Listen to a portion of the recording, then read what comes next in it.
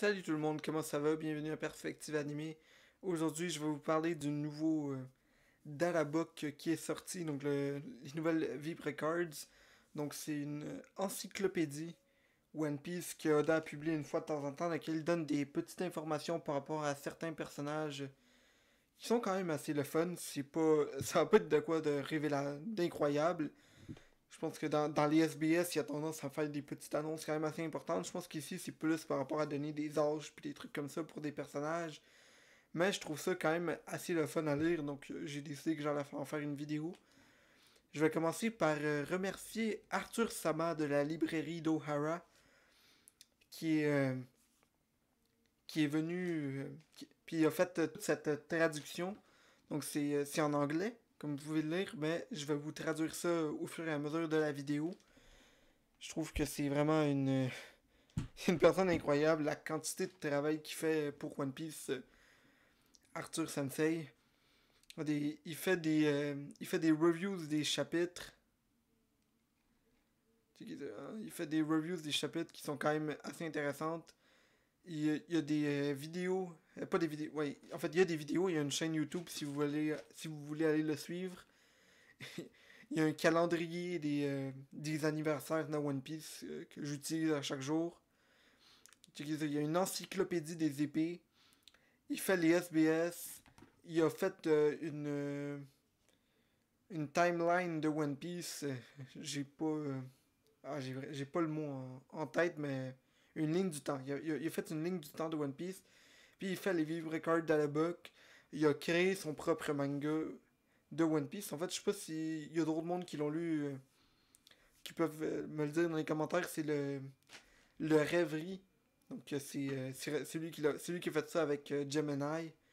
Et je trouve que son travail est incroyable. Donc je voulais commencer par remercier le travail d'Arthur pour la traduction. Et ensuite on va faire de la vidéo. Mais avant ça, j'ai un petit invité spécial qui veut vous faire une petite annonce. Donc ouais, c'est ça. Tu peux entrer. Ok, parfait. Donc il s'en vient.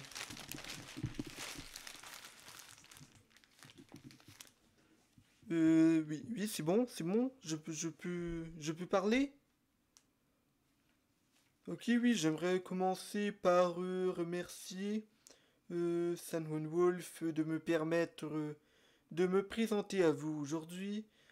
Et je veux juste présenter un peu le top 10 des meilleurs personnages de One Piece, parce que j'aimerais ça les commenter. Donc, je me présente, professeur Vrai Sens. Et on va commencer, hein. Et ça commence avec le top 10. Sabo. Et je comprends pas comment Sabo est rentré dans un top 10. Le gars a perdu la mémoire. Si t'es pour choisir un personnage qui n'a pas de mémoire et qui maîtrise le feu, tu prends Big Mom. Absolument dégueulasse.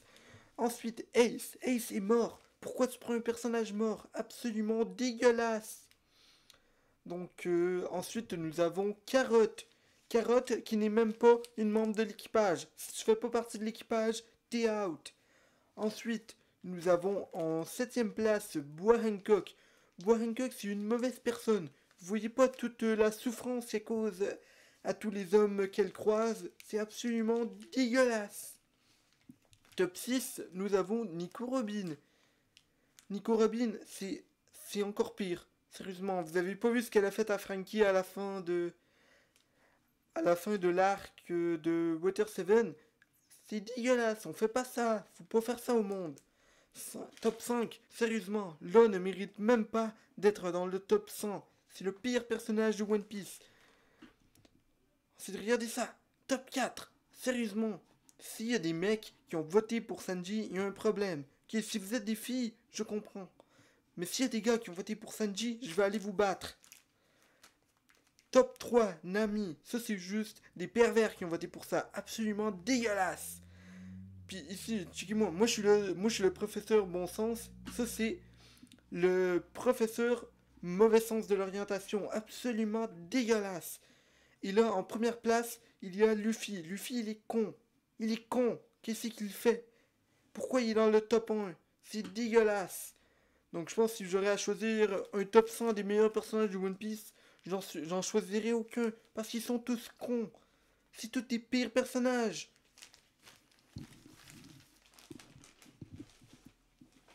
Oh, ok, je suis désolé tout le monde par rapport à ça.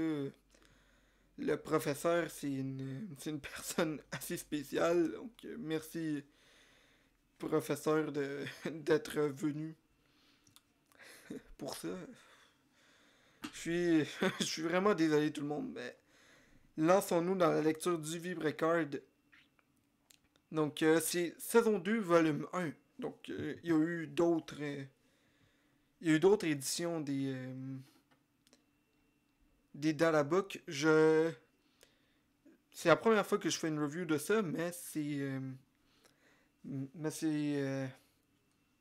va être le faire une lecture. Donc, il dit euh, Re-bienvenue au Vibrecard. Ah, ça fait longtemps, hein? Ça fait du bien d'être de retour. Mais c'est vraiment le fun à lire des Vibrecards. J'ai lu les anciens articles d'Arthur Sama il y a pas longtemps, puis c'est tout. Il y a vraiment des informations très intéressantes. Donc, ce pack est un peu la mise en scène. Donc, il n'y a pas beaucoup d'informations comparées aux autres packs, mais on va apprendre toutes les nouvelles informations. Donc, c'est vrai. Donc, il est en train de dire que c'est plus comme une introduction au Vibrecard. Évidemment, c'est le volume 1 de la deuxième saison. Donc, c'est normal. Donc, les âges. T'aurais donc Toko qui a 6 ans. Donc ça fait du sens, c'est une toute petite fille. T'as Chimotsuki Yasuye qui a 71 ans. Donc laissez-moi sortir une petite calculatrice.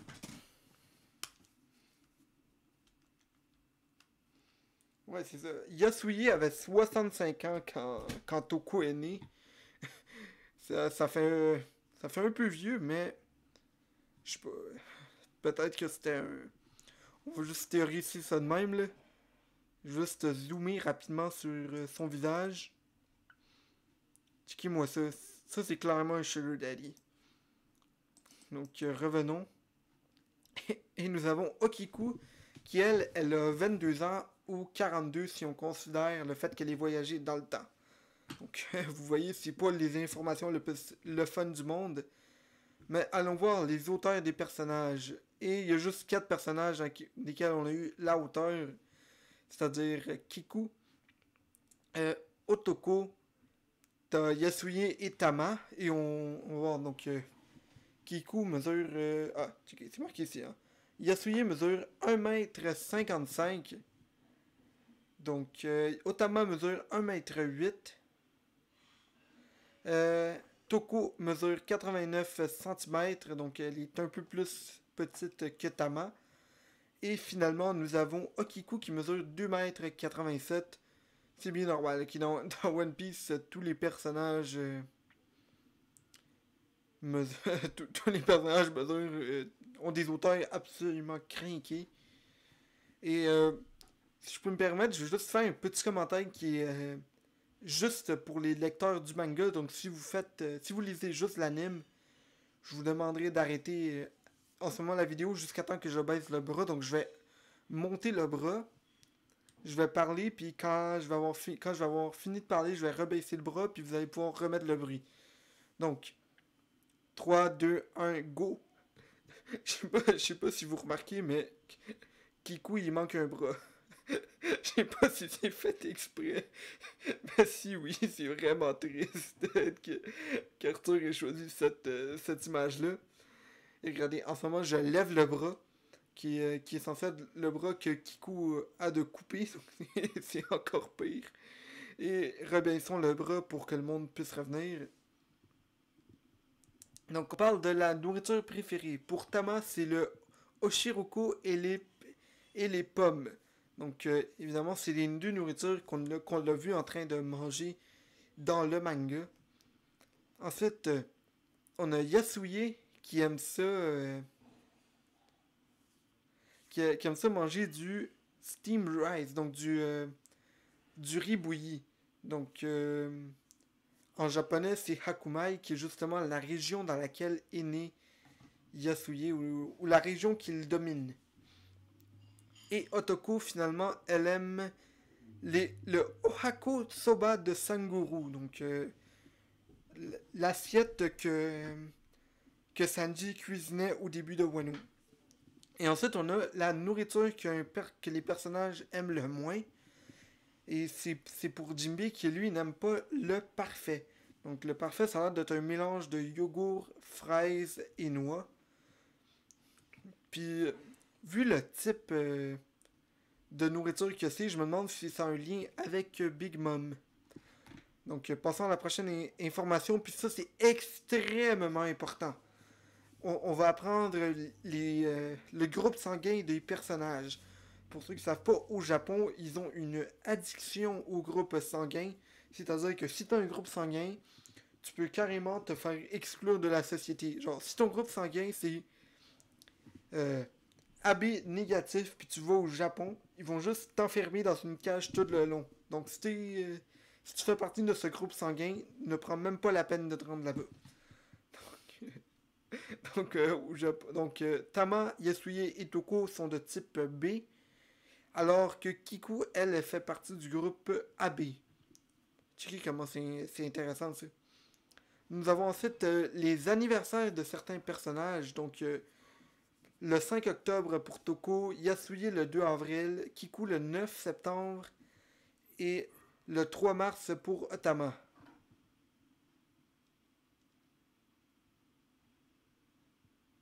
Ah, puis ça dit de même justement Kiku, la raison pour laquelle son anniversaire ça serait le 9 septembre, c'est parce que au Japon il y a quelque chose qui s'appelle le Kiku japonais. Donc évidemment ça fait une référence à Kiku, puis c'est le chrysanthemum japonais. Donc je vais juste expliquer rapidement c'est quoi le chrysanthemum.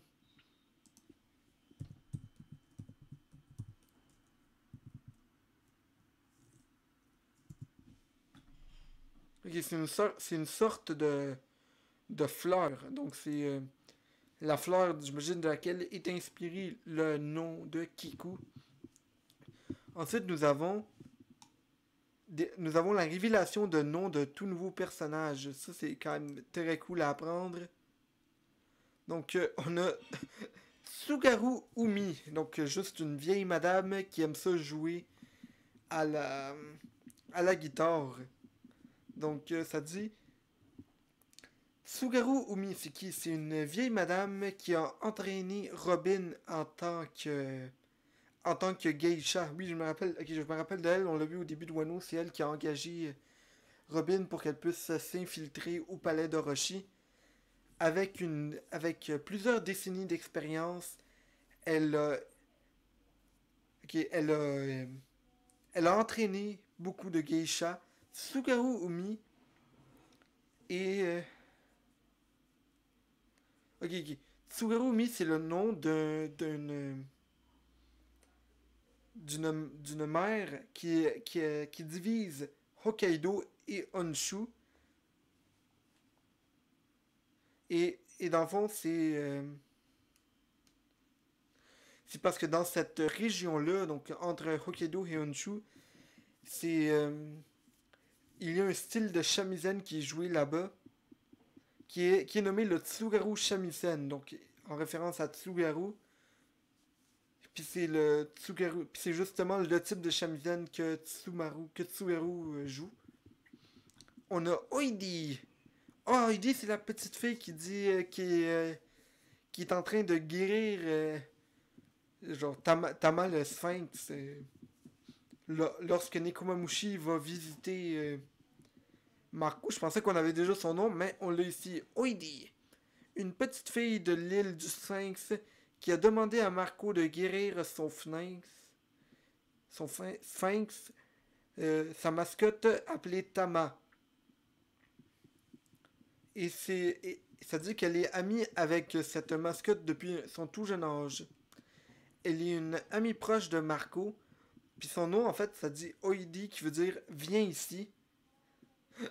Justement, genre, tu sais, comme quand t'as ta mascotte qui est là, puis tu dis à ta mascotte de venir. Comme par exemple, si je dis Benji, viens ici le boucher. Benji. Non, ok, non, mon chien vient pas parce que la porte est fermée. Mais vous comprenez ce que je veux dire. On a un personnage qui s'appelle Toyama Sugijiro. Oh, donc, puis je vois dans l'image qu'il a Shusui dans ses mains. Donc c'est le magistrat qui a essayé. Ok, oui. Ça, c'est le gars que Zoro a tranché au début de Wano. Je... Je vois qu'on a un nom pour cette personne-là. Donc il a essayé de. Il a essayé d'assassiner Zoro dans la capitale des fleurs pour y voler Shusui. Il l'a accusé d'un meurtre que c'est lui-même qui l'a. qui a causé. Donc son nom, ça veut dire. Donc son nom de Sugishiri, c'est le crime de découper quelqu'un dans la rue. Donc par exemple, si je me promène dans la rue, je prends des ciseaux puis je coupe quelqu'un en deux, ça s'appelle un Tsugijiru. Checkez ça comment j'ai acquis de l'observation incroyable. Qu'il allait y avoir ce personnage-là, donc j'avais des ciseaux proches de moi, c'est surtout pas une coïncidence. Donc, Toyama, c'est une famille de magistrats du Japon qui était là durant l'époque Edo dans laquelle est basé l'arc de Wano. Et on a Giro Chintaru. Ça, c'est qui? Donc, ça, c'est l'homme qui a offert de décapiter Zoro durant son seppuku. Hein. Donc, dans la tradition japonaise, quand quelqu'un commet le seppuku, donc, si tu te plantes l'épée en dedans de toi, et évidemment, ça va prendre un temps avant que tu meurs si tu fais juste te planter une épée. Donc, tu as une personne qui va être là pour ta miséricorde, qui va te couper la tête. Le fait de couper la tête, ça diminue la souffrance. Donc, s'il y a quelqu'un à la maison qui pense faire le seppuku, faites-le pas. Okay? C'est vraiment pas ça la morale de cette histoire. Puis le fait de couper la tête de quelqu'un s'il commet son seppuku, c'est pas non plus la meilleure idée. Donc, en référence à quand quelqu'un commet le seppuku. Ah oui, justement, c'est ça que. Il est juste en train d'expliquer ce quoi que je vous disais tantôt. Puis son nom, ça dit. Son nom, quand tu le lis au complet, c'est Giroshin Taru. Avec Giroshin, qui est la façon que le mot guillotine est prononcé en japonais. Donc, le gars, c'est littéralement une guillotine qui est là pour couper la tête. C'est vraiment cool, la langue japonaise, comment c'est fait, qu'un mot peut littéralement juste être dans sa prononciation, genre un mot d'une autre langue. Comme ici, il dit Giroshin, alors que nous on dit guillotine, mais ça s'écrit évidemment avec des kanji, c'est quand même très cool. On a un personnage qui s'appelle Masui. Donc, c'est un sniper qui a essayé de tuer. Qui a essayé de tuer Luffy au début de l'arc de Wano lorsqu'il était à Curie, quand il rencontrait Tama. C'est un waiter qui attend pour devenir gifter. Malheureusement, il pourra jamais le revenir. Et il porte. Ça dit qu'il porte un masque de chauve-souris pour avoir l'air d'un gifter, même s'il l'est pas. Ça, c'est quand même très triste. Tu veux pas être un gifter, ok? C'est pas quelque chose de positif, mon gars. Donc, voilà le sniper de l'équipage de Kaido. Donc, moi, je vous dis, ce gars-là va être l'ennemi de Usopp durant cet arc de Nigashima. Donc, Arudako. Arudako, c'est un poulpe géant qui appartient à les espèces de. Une espèce qui s'appelle le Springtopus. Donc, c'est un mélange entre printemps et poulpe. Donc, on va dire un prin-poulpe. Et il vit dans la côte de Wano. Et il aime entretenir ses visiteurs avec un drum. Donc, il est là, puis il fait comme. Donc, il a un bon sens de l'humour. Et, ok, ça dit que le nom du personnage, c'est juste le nom de son espèce. Oh, on a un nom pour un équipage pirate. Ça risque d'être quand même assez bon. Ça dit les Eraser Pirates. Donc, ça, c'est des pirates efface. Encore une fois, j'ai une efface ici dans ma main. Vous voyez, je suis prêt pour toutes mes vidéos. Donc, c'est le nom d'un équipage qui est allé aux îles Célestes à la recherche des rêves, qui ont perdu quelques-uns de leurs membres, mais, mais qui ont été coulés par Wiper.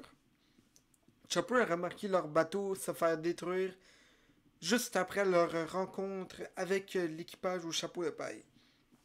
Donc ça, c'est un équipage qu'on a croisé à Skypia, qui s'est rendu dans le ciel avant de se faire exploser par Wiper. Sérieusement, man, c'est pas correct le monde de l'OPQC, de juste arriver là puis exploser un bateau de même. Pour ceux qui savent pas c'est qui, l'OPQC, c'est une autre chaîne YouTube qui est amie avec nous et dont un des membres s'appelle Wiper. Et sa passion dans la vie, c'est couler des bateaux. On a un autre personnage qui s'appelle Tate ou Tate. Donc ça, c'est l'infirmière de Barbe Blanche. En fait, c'est le nom d'une des infirmières qui a guéri Barbe Blanche lors de leur première apparition.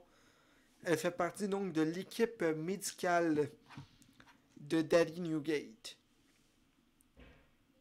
Et on a le nom d'un bateau. Oh! Ok, sérieusement, c'est l'information la plus importante qui pouvait sortir de cette Vibra Card. On a enfin le nom du bateau d'une des légendes de One Piece. Machina Hallelujah. Le nom du bateau de Gaimon. Ouais! Ah, ça me rend extrêmement heureux. Donc, c'est le nom du bateau que Gaimon, dans lequel Gaimon était avant de se faire abandonner sur cette île. Donc, ça dit ici que le nom est révélé en dedans de la boîte de Vibrecards. Oh, on a le nom de nouvelles espèces qui seront dévoilées. Donc, j'imagine c'est des espèces de wano. On a les Yumegoi Dream Koi. Ah, ça, c'est les carpes koi qui aidaient les, les bateaux à monter la cascade au tout début de Nigashima. Pas de Nigashima, mais de Wano. Donc, cet oiseau-là que vous voyez en ce moment est la seule raison pour laquelle Big Mom a failli se noyer au début de l'arc. Donc, en tant qu'espèce de poisson koi d'une taille massive qui lui permet de monter les murs extérieurs de la cascade de Wano. Dans leur cœur, ils rêvent de devenir un dragon. Ça dit que c'est une... Donc c'est une référence évidemment à la légende du poisson qui est devenu un dragon. Encore une fois, je vais lever la main pour dire de quoi par rapport au manga. Donc 3, 2, 1, go. Je me demande si cette petite personne, donc Yumegoi, serait pas le père de Kaido, hein, considérant le fait qu'il a le fruit du poisson. Et on rebaisse la main. Et je suis de retour tout le monde. Harudako, donc le Springtopus, donc c'est l'espèce à laquelle appartient le poulpe géant de tantôt. Puis ensuite on a le Matsaurus. Oh, ça c'est quand même assez intéressant. Donc c'est une espèce de dinosaure que l'équipage au 100 bêtes a importé d'un autre pays avec des dents pointues pour manger leur proie. Ils ont des jambes extrêmement rapides qui sont idéales pour le transport. Hey, c'est quand même assez cool que genre juste ce petit peu d'informations qu'on a ici par rapport à l'équipage de Kaido qui se promène dans des dragons venus d'un autre pays. Et on a ici, maintenant on va rentrer juste dans l'information additionnelle par rapport à Tamakiku, Yasuye et Toko.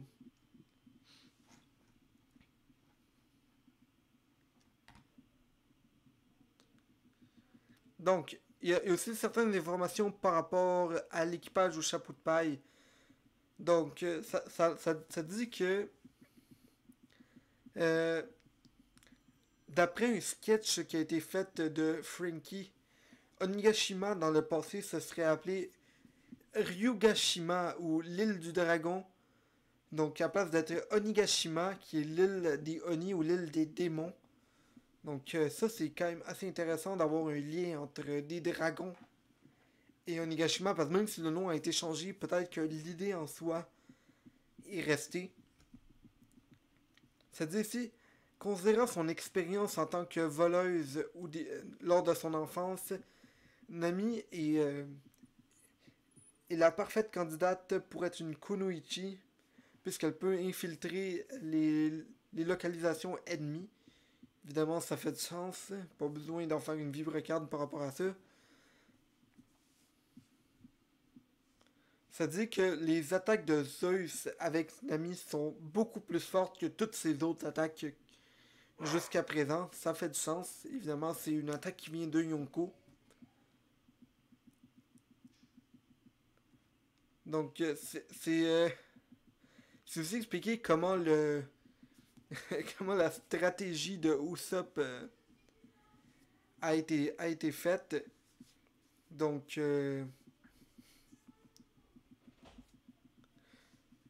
donc, donc, ce qu'il a fait, c'est qu'il a pris l'épée, il a utilisé une colle de sang, comme si c'était de sa propre, comme si c'était son sang de son propre bras. Et ensuite, il mettait l'huile qui était capable d'enlever ce faux sang de son bras. Donc, ça fait du sens sur cet aspect-là. Ça dit que le nom Usohachi, donc je pense que c'est le nom de Usopp au début de Wano. Puis ce nom-là, ça vient du mot Kuchihacho. Donc ça c'est un bon parleur, quelqu'un qui sait comment parler. Donc c'est pas mal ça, c'est qu'il est Usopp, hein, c'est juste quelqu'un qui sait bien parler. Donc la carte d'Usopp n'utilise pas.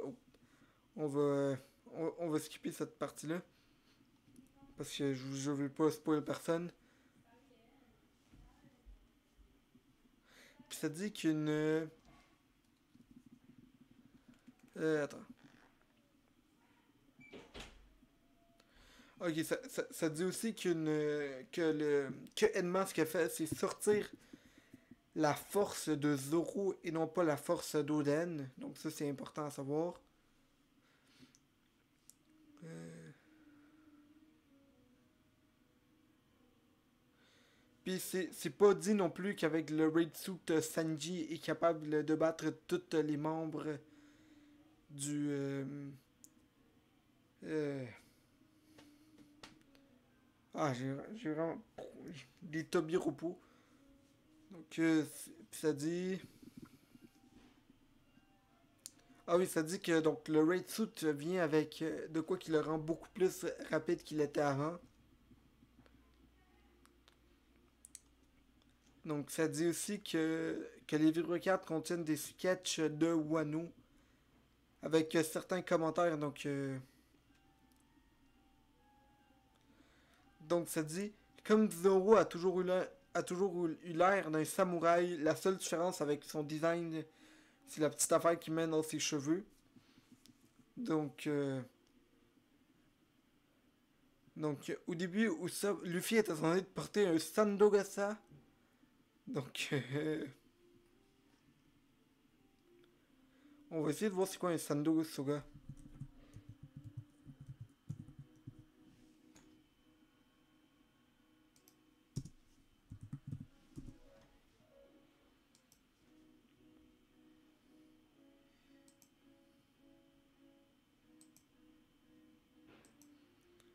Ah oui, c'est l'espèce de chapeau traditionnel japonais comme vous pouvez voir dans cette image de tiens.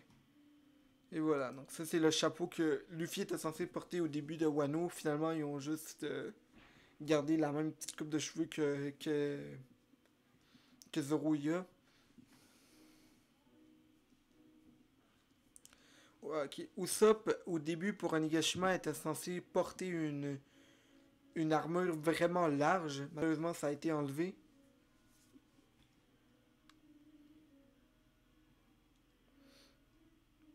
Ça dit que Nami était censé porter un kimono comme Robin, mais malheureusement, ça a été changé. Ok. Chopper, au début, il n'était pas censé être un ninja, mais un feudal lord, donc comme un aristocrate. Je pense que ça serait la meilleure façon de le dire. Et donc, il est censé porter quelque chose qui s'appelle un Shomange Top Knot, donc Sho comme Chopper. Au début, Sanji était censé porter une veste en cape derrière lui. Malheureusement, il n'est pas encore assez fort pour porter vous savez, le fameux coat sans manches qu'on a à Wano. On a, on a Brook qui lui n'a pas changé du tout. On a, on a aussi les dessins pour le design de Frankie qui était censé s'appeler. Ok, oui, qui dit l'affaire de Ryugashima. Et ça dit aussi qu'il était censé avoir une scène entre Robin et Komurasaki qui n'a jamais été dessinée dans le manga. Ok, on va. Je vais lever. Je vais juste parler de Jinbei. Je vais passer par-dessus l'affaire de Jinbei, puis on va aller. Puis on va revenir là-dessus à la fin de la vidéo. Puis quand je vais parler de Jinbei, ça va être la dernière partie, vu qu'il peut y avoir des spoilers. Donc, ouais, on va commencer la lecture de l'affaire de Tama. Et donc, évidemment, son, euh, son fruit du démon s'appelle le Kibi Kibi Domi. Donc, en référence au Kibidango. Donc, elle enlève les Kibidango de sa joue. Hein? Donc, ça dit que son fruit du démon est considéré l'ennemi naturel de l'équipage au 100 bêtes. Euh,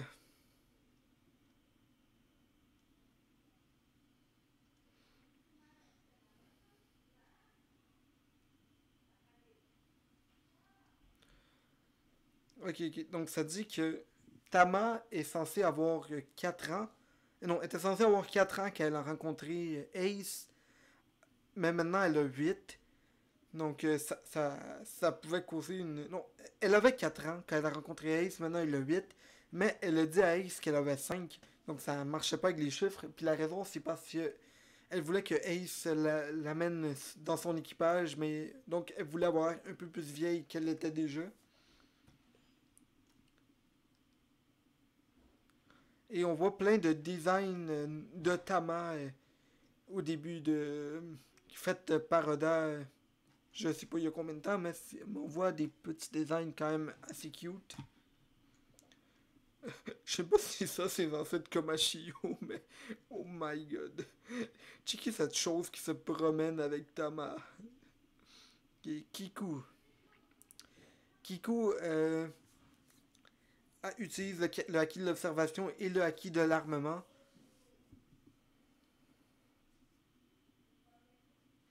Donc, cette lubricante ne dit pas si c'est une.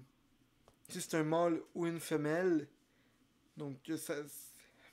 Bon, moi, je veux dire elle parce que c'est le même que Kiku s'identifie.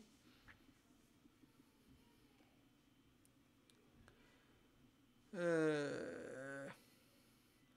donc, mais la vie récale le classifie en tant que mâle puisque c'est son sexe biologique. Mais c'est aussi marqué que c'est une femelle transgenre où elle a le cœur ou le cerveau d'une femme. Donc, c'est pas ça qu'il dit par rapport à ça.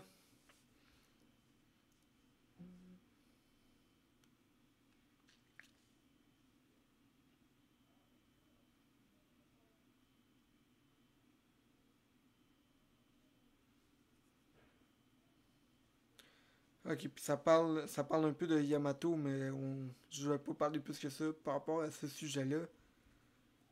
Euh, donc, ouais, c'est ça, ça dit que Kiku, c'est un homme qui se considère comme une femme. Pour moi, c'est ça qui est important à ressortir de tout ce paragraphe-là, mais vous pouvez aller le traduire par vous-même puis l'interpréter. Euh, Ça dit aussi que la vibrecarte utilise le nom Okiku euh, au lieu d'utiliser le nom Kikunojo. Donc, ok, donc, dans le passé, elle pouvait. Son nom, quand elle est née, c'était Kikunojo, mais la vraie carte utilise le mot Okiku. Donc, Kiku qui est un nom de femelle, alors que Kikunojo est un nom mâle. Donc, ça fait du sens qu'elle décide de changer son nom pour s'identifier en tant que femme. Euh, Kikunojo, c'est son nom de samouraï lorsqu'elle se bat en tant que samouraï. Donc, quand elle porte son masque, ça devient un samouraï. Donc, elle utilise son nom de Kikunojo. Donc, les seules personnes qui l'ont appelé Kikunojo sont Tsuru Hiyori. Puis ça fait donc, puis c'est pas mal ça.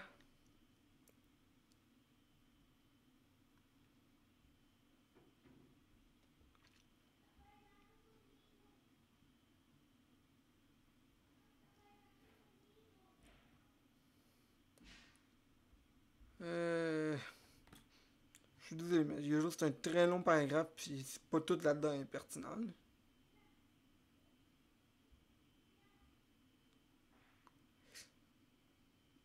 Ça dit que sa vibrecarte la décrit en tant qu'une une puissante samouraï avec le cœur d'une maiden. Ah, maiden, c'est. Hmm. Je vais essayer de trouver la traduction de maiden, parce que j'ai pas le mot en tête.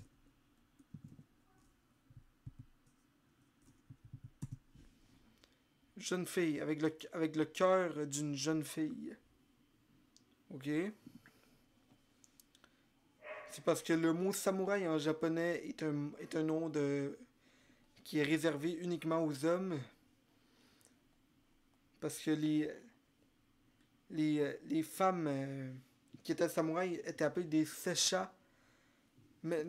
Alors que Kiku, vu que génétiquement c'est un homme, c'est considéré comme un samouraï avec le cœur d'une jeune fille et non pas juste une jeune fille comme ça devrait l'être.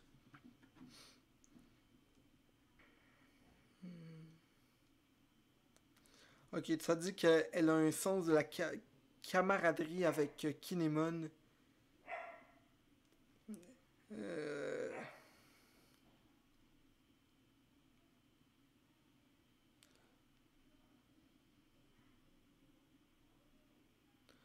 Ok, ça dit dans le passé, Kiku utilisait le terme Secha.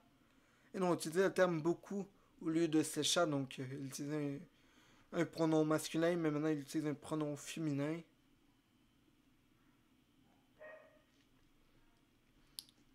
Et c'est pas mal ça. Ok, on a un autre paragraphe par rapport à Shimotsuki Yasuye.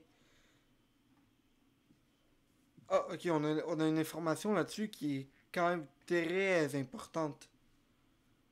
Wow, ok, ça c'est vraiment intéressant à savoir. Ça dit que Toko est confirmé ne pas être la fille biologique de Yasuye parce que dans le fond, il l'a adoptée quand elle a perdu ses parents il y a très longtemps. Ça dit aussi dans la section des fruits du démon, Toko est dit avoir mangé un smile, donc c'est pour ça qu'elle rit en permanence. Mais Yasuye ne l'a pas. Donc ça dit donc que Yasuye, lui, il a jamais mangé un smile qui le rend un pleasure. C'est juste que le gars, il aime se rire pour que les gens autour de lui rient avec lui.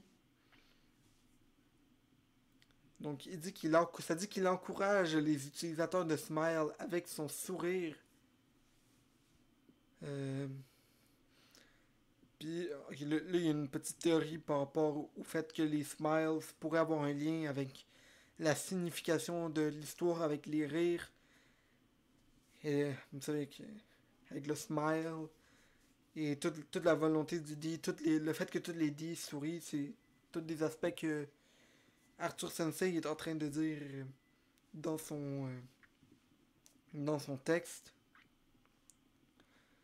Donc, sur ce regard, Yasugi amenait un vrai sourire au peuple Ibizu pour leur donner une nouvelle vision de la vie. Puis c'est pour ça qu'il pleurait et riait quand il est mort, malheureusement. Donc ça dit que c'est un pattern qui est donné à plusieurs personnages qu'on a eu dans le passé, comme tout le membre de la volonté du D. Donc c'est pas en train de dire que Yasui est dans les D, c'est juste qu'il y a un pattern qui est là avec le fait de sourire quand tu meurs.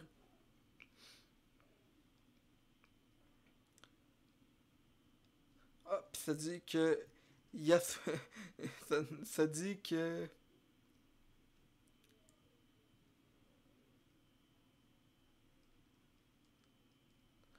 Ok, ça dit que Yasuye dans le passé portait un masque au visage qui allait être le masque qui allait être la face qu'il a aujourd'hui.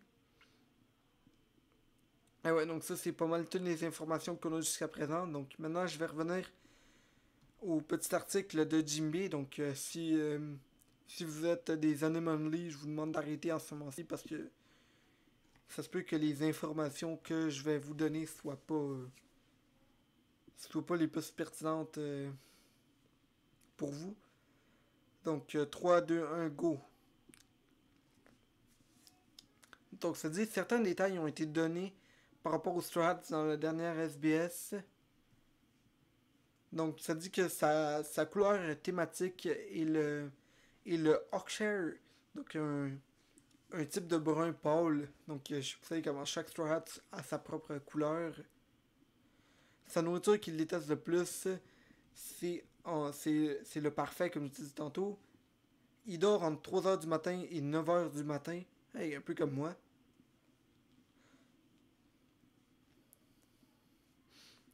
Donc, ça dit que la Vibrecard spécifie que Jimbe est le 10e membre de l'équipage.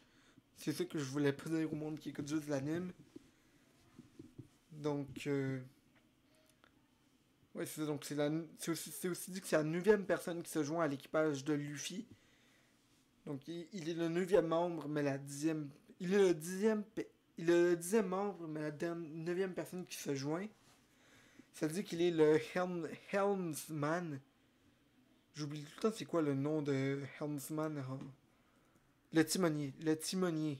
Regardez, j'ai eu le temps de le dire avant même que, que, que je fasse de la recherche sur Google. Hein? Donc ça dit que Jimbe est un des plus vieux parmi les Straw Hats. Il est calme. Il prend la peine de réfléchir. Et donc c'est un adulte mature. Ok? Ça dit que malgré son expérience, Jimbe est juste une recrue dans l'équipage. Donc, okay, ça c'est comme l'espèce de gag de Jimbe.